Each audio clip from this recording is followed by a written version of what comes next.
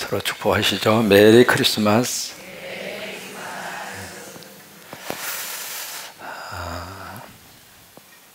잠언서 오늘이 마지막입니다. 금년 4월 달에 시작을 했으니까 8개월 정도 매일 새벽마다 우리가 잠언을 함께 만났습니다.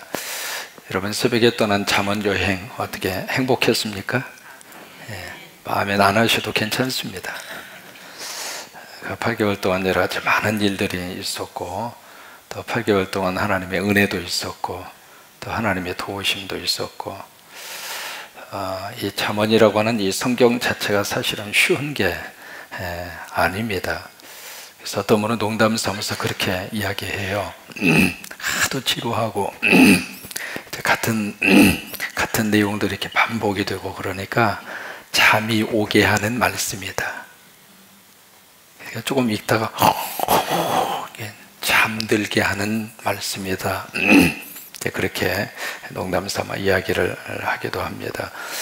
여러분, 이 잠언서를 누가 썼죠? 솔로몬이 썼습니다. 1장 1절에 딱 이제 명시를 하고 있죠. 솔로몬 하면 떠오르는 트레이드 마크가 바로 뭐냐면 뭐죠? 지혜였습니다. 근데 그 지혜는 누가 주셨는가?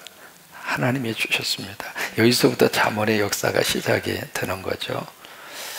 열왕기상 5장에 보시면은 솔로몬은 살아생전에 약 한 3,000가지의 잠언을 지었다, 그렇게 기록이 되어져 있습니다. 그 말씀을 보면 하나님이 솔로몬에게 얼마나 엄청난 지혜를 쏟아부어 주셨는지, 그러니까 솔로몬이 얻은 그 지혜는 본인 스스로의 삶의 경험이라든지, 그리고 도서관에서 책을 통한 연구라든지, 어떤 학문적인 결실과 학문적인 결과물로 쏟아진 것이 아니라 그때그때마다 하나님이 지혜를 주셔서 깨닫게 해주시고, 알게 해주시고, 경험하게 해주시고, 길을 열어주시고, 잠언서 읽을 때마다 하나님 우리 자녀들에게도 이 지혜를 부어 주옵소서. 우리가 새벽마다 우리가 기도하고 간구하는 그 기도 제목대로 우리 자녀들에게, 우리 손조들에게 특별한 하나님의 지혜를 주셔서 이 땅에 현명하게 살아가도록 하나님 복 주시게 되기를 주의 이름으로 축원합니다. 이 잠언의 마지막은 여인에 대한 이야기로 끝을 내고 있습니다. 여인인데 그냥 여인이 아니라 현숙한 여인입니다. 이 현숙한 여인을 우리식으로 해석을 하면 이렇게 해석할 수 있습니다.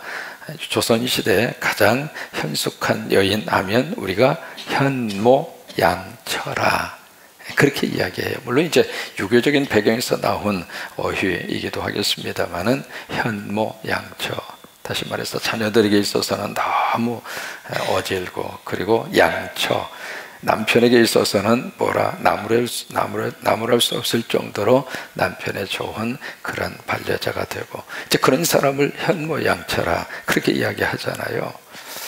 조선시대 대표적인 현모양처 하면 딱 꼽는 사람이 누구냐면 5만 원짜리 나옵니다. 여러분, 누구를 꽂아요? 신사임당을 꽂아요. 그래서 이제 그의 아들이 조선의 대학자 율곡, 대학자가 율곡 이이라고 하는 그 어머니잖아요. 그리고 그의 남편은 이원수, 이름이 왼수입니다.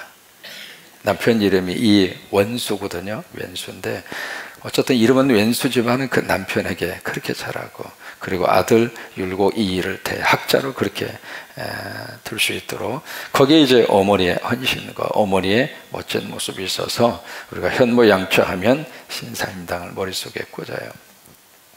오늘 성경에 보면 이 현모양처를 어떻게 현숙한 사람을 이야기하는가, 10절에 보시면은 누가 현숙한 여인을 찾아 얻겠느냐.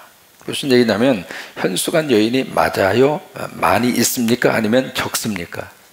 적다, 그 말이에요. 여기 지금 11절 이하에 쭉 기록이 되어져 있습니다만은 이 구절을 읽으면서 무슨 생각이 드느냐면, 도대체 이런 마누라가 얼마나 될까? 도대체 이런 부인이 이 세상에 얼마나 될까? 그 생각이 들 정도로, 왜냐하면 거의 완벽한 부인의 이미지입니다. 그러니까 이런 현숙한 여인을 과연 얼마나 찾을 수 있을까? 또 하나, 이 말씀 읽으면서 던지는 질문이, 그렇다면 현숙한 남편은 얼마나 될까? 왜? 부부지간은 어차피 50보 50보예요. 한쪽에게만 모든 책임을 다 전가할 수가 없습니다. 부부는 결국 둘이 한 몸이 되는 거잖아요. 나는 가만히 있고 이쪽이 모든 것을 다 해주고, 그런 게 아니거든요. 같이 엮어지고 같이 하나가 돼서 그렇게 해서 일구어 가는 것이 부부이고 가정이잖아요. 그러니까 남자는 가만히 있으면서 여자에게 모든 책임을 다 떠맡겨서도 안 되고, 또 여자는 가만히 있으면서 남자가 모든 것을 다 해결하기를 바라서도 안 되고, 그런 거잖아요. 같이 가는, 같이. 그러니까 여기 현숙한 여인의 이 측면만 강조를 하다가 보면 여성들의 입장으로서는 그럼 남자는 뭐야? 뭐 그런 말이 나올 수밖에 없잖아요. 그러니까 이 현숙한 여인의 말씀의 이면에는 현숙한 남편도 같이 말씀을 하고 있는 거예요.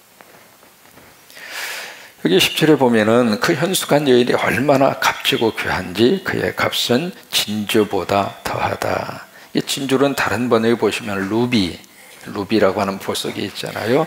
또는 다른 번역에 보면 산호라고 하는 보석으로 그렇게 번역을 했습니다. 그 정도로 이 현숙한 여인의 값어치가 이렇게 높다고. 성광교회의 모든 우리 여성들은 다 현숙한 여인으로 하나님의 복 받으시기를 바랍니다. 제2 여신도인 오늘 전부 다 루비가 앉아 계시는 겁니다. 전부 다 산호보다도 더 멋진 보석들이 앉아 계시고, 여러분 우리 모든 성광교회에 한 분 한 분은 하나님의 진주보다도 더 값진 하나님의 사람으로 현숙한 남편이 되시고 현숙한 여인이 되어주시고, 그래서 가정을 하나님이 크게 복주시게 되기를 바라고, 우리 기도하는 새벽에 하나님의 사람들 때문에 가정 안에 큰 축복의 역사가 임하기를 주의 이름으로 축원합니다. 여기 이제 12절 이하에 보면은 와, 기가 막힙니다. 이 현숙한 여인의 그 이미지 그 자체가, 첫째는 아주 부지런해요. 13절로 15절의 말씀, 뭐 양털과 삼을 구해서 부지런히 손으로 일을 하고, 이게 바로 뭐냐면 의복 원료거든요. 양털이나 삼이라고 하는 게 다 옷을 그때는 전부 다 본인 스스로가 다 해서, 어린 시절만 하더라도 다 그랬잖아요.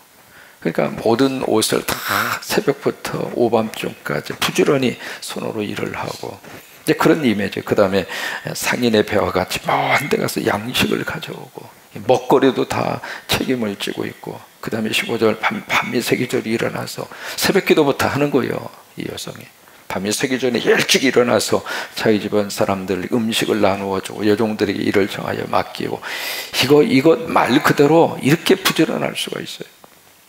부지런한 그런 모습.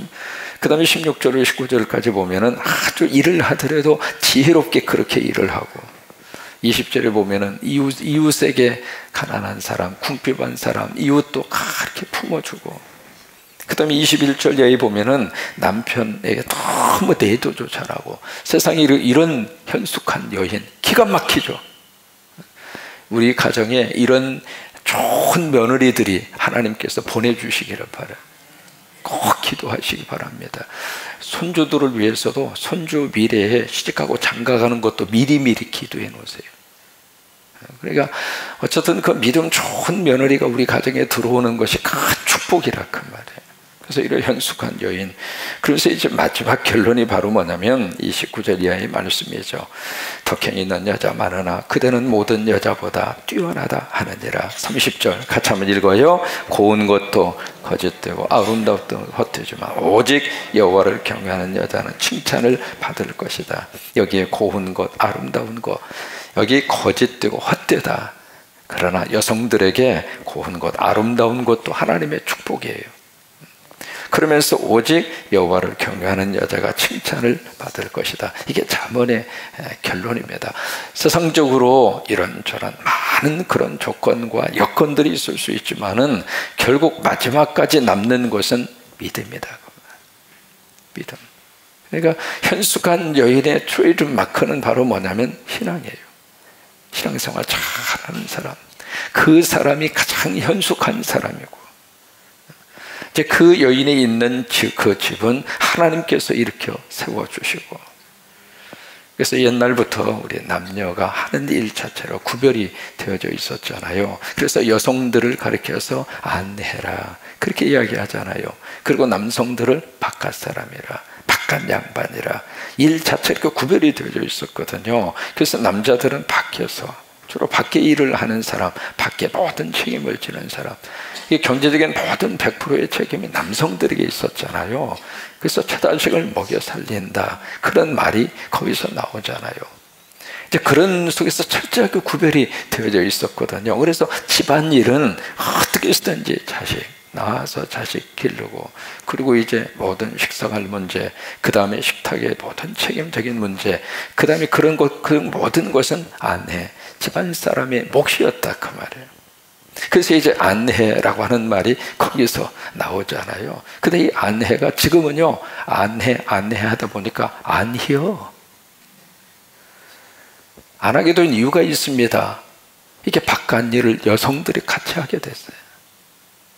지금 맞벌이 하는 부부가 거의 대부분이죠. 지금 뭐 60, 70이 돼도요, 가서 뭐라도 지금 경제적인 활동을 하시는 분들의 퍼센테이지가 갈수록 드러나고 있습니다. 왜 그럴까요?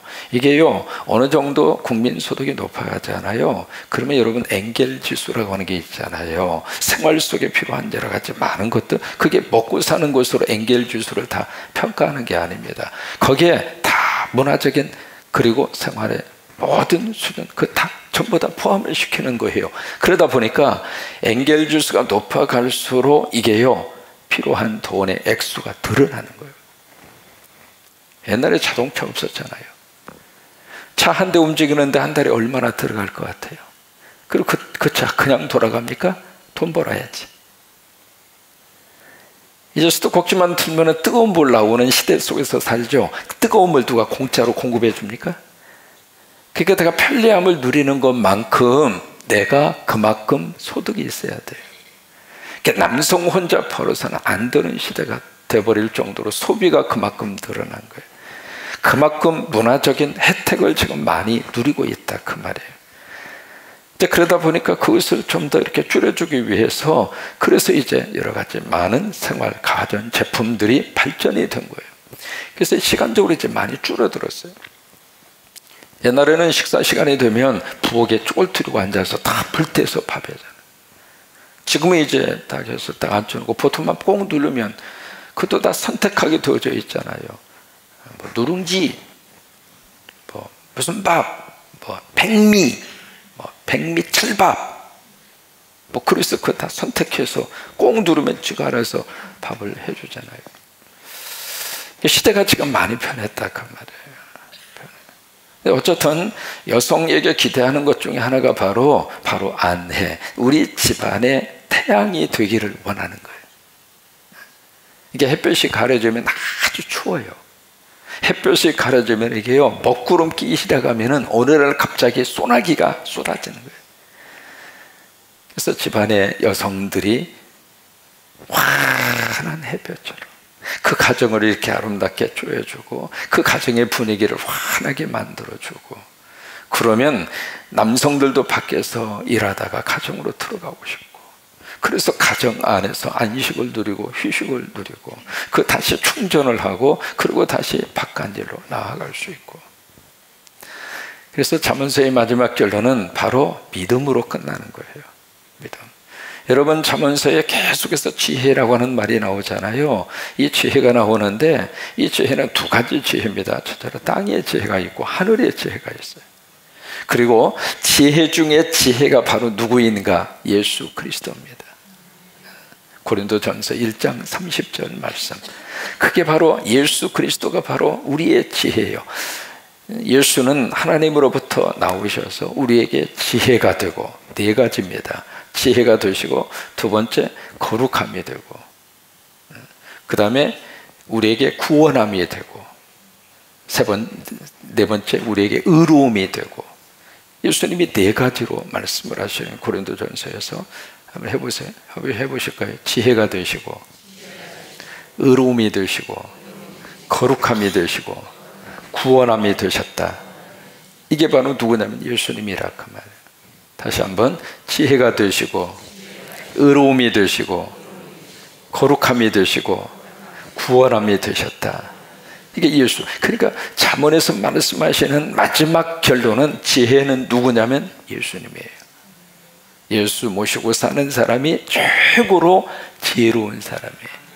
이것이 잠언의 결론이에요. 오늘 잠언 마지막 강의 하나님께서 해주셔서 감사하고, 그동안 8개월 동안 새벽에 함께 잠언 여행을 할 수 있어서 감사하고 주님 앞에 영광을 돌립니다. 하나님 감사합니다. 고맙습니다. 감사합니다.